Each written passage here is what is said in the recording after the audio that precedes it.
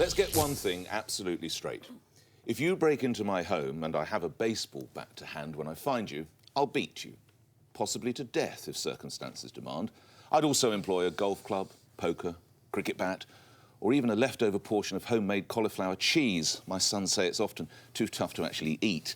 The way homeowner Richard Osborn-Brooks has been treated after he killed a career criminal who awoke him in his bed at the dead of night and forced him downstairs, threatening him with a large screwdriver, has been as unbelievable as it has been unjustifiable.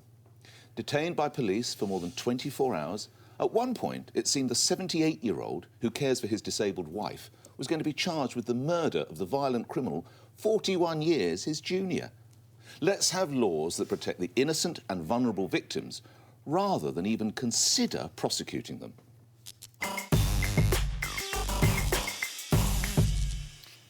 You won't be surprised to know that I completely agree with you on this. And this was, you know, what was shocking in this, you know, what happened to Richard Brooks Osborn is a result of the police's attitude to many of what they call traditional crimes, you know, like burglary, like car theft. They're bored with all that. They're fed up with it. So criminals like Henry Vincent feel completely emboldened to go into people's houses, especially pensioners' houses, because that's who he targeted, all vulnerable pensioners, with any weapon they want to do whatever he wants.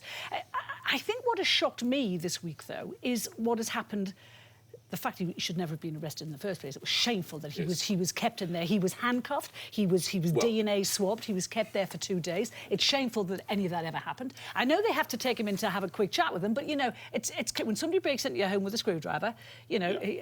You do what you have to do.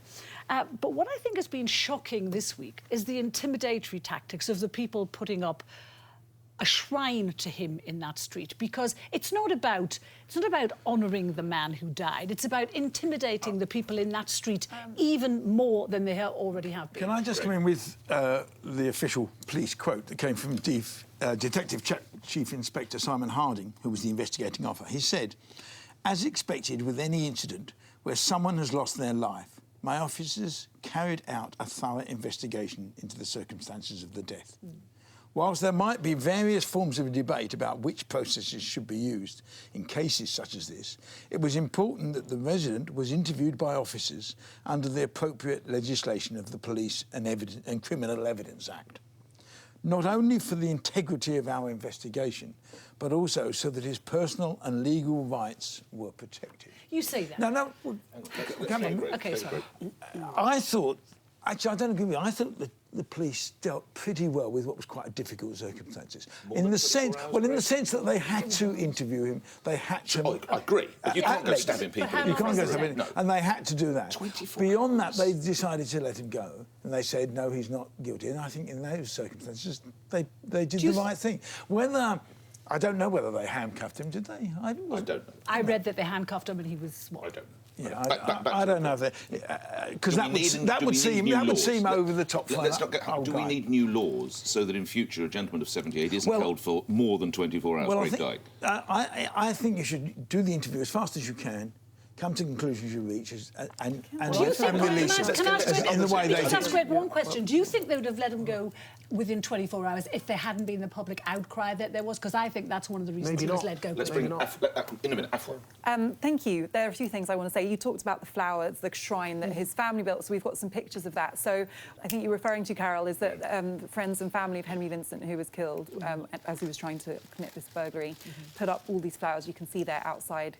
And they've gone up 4 times and they've come down 4 times. And here we've got pictures of a local person taking them down, kicking them. You can see him kicking some of the flowers in the street there. So clearly a very divisive and difficult experience, especially for the victims of this burglary who have not been able to go home. I don't think we need new laws, and I'll just tell you the state of the law, and it has changed since 2016. So the state of the law is that in self-defence you can use reasonable force to protect yourself or your family members in the event of a home intruder.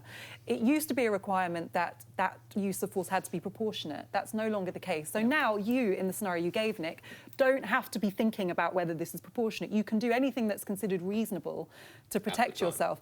anything grossly disproportionate, i.e. if you run after somebody and beat them to death is a very once famous they've case, left your yes, with house, the that is baseball bat, grossly yeah. disproportionate. But Richard Osborn-Brooks didn't do that. No, he Still, didn't. he was arrested and kept for a That's long why time. he wasn't prosecuted. And Carol, you know, of course, it's horrible for somebody that age who's been through an ordeal like a home intrusion to be arrested and detained for a period of time. However, we live in a society characterised by the rule of law. It's in his interest that a procedure has gone through so that there can be no prosecution. Tell me something. Okay, so that if he is I get it. prosecuted, I know he what has a chance. You can't just have a quick chat with someone and let them go, because then they will be exposed to further action without having a proper defence. It's got to be a procedure that's followed. All I want to say is I'm not so sure, and I take the point the law has reformed. I'm not so sure it is where I'd be happy with it, because in the precise example you gave, sometimes there's a reason to chase a person down the street is to make sure they're not going to go and get their mates and come back and tell their mates that you're alone at home, you overpowered them. I didn't say you couldn't try and catch someone, but I said if you beat them to death at that I know, point, but the thing is, currently the police are quite clear they don't want you to chase somebody down the street.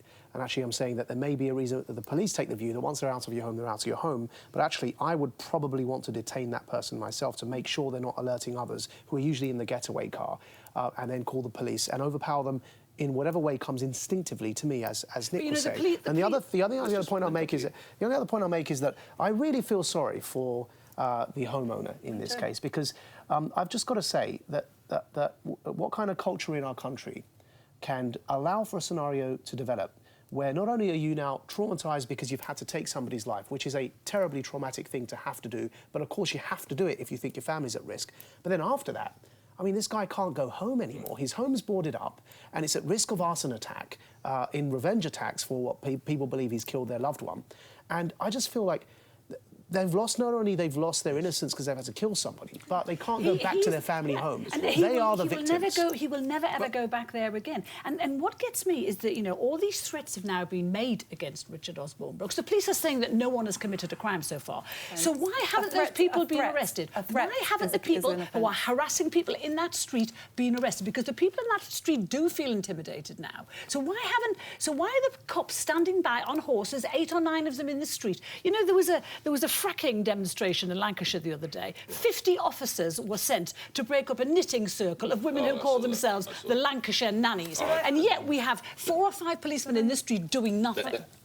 I think the problem, you know, I agree with you, Carol. I think the problem here, though, is the instinct that there's something wrong with the law when actually it's policing practice. Yeah, the law is basically sound. It's the way that victims are treated by the... Look at the way victims across the board are being treated.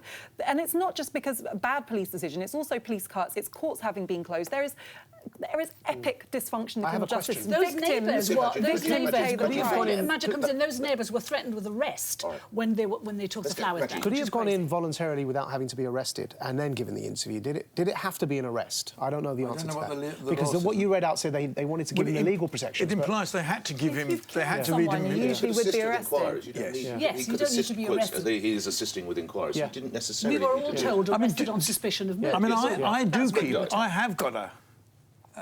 What are you doing? So did I. I have got a baseball bat next to my bed.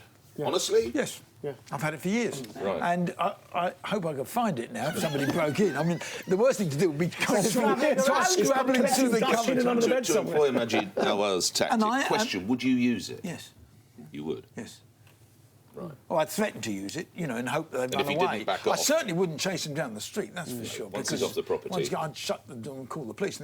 But I do think people are entitled to defend themselves and defend their possessions. Everyone around me with a baseball bat chasing people down the street suddenly makes me feel a bit uncomfortable. I think you're right. I think it's the law is there. It's the interpretation, isn't it? I think you're right.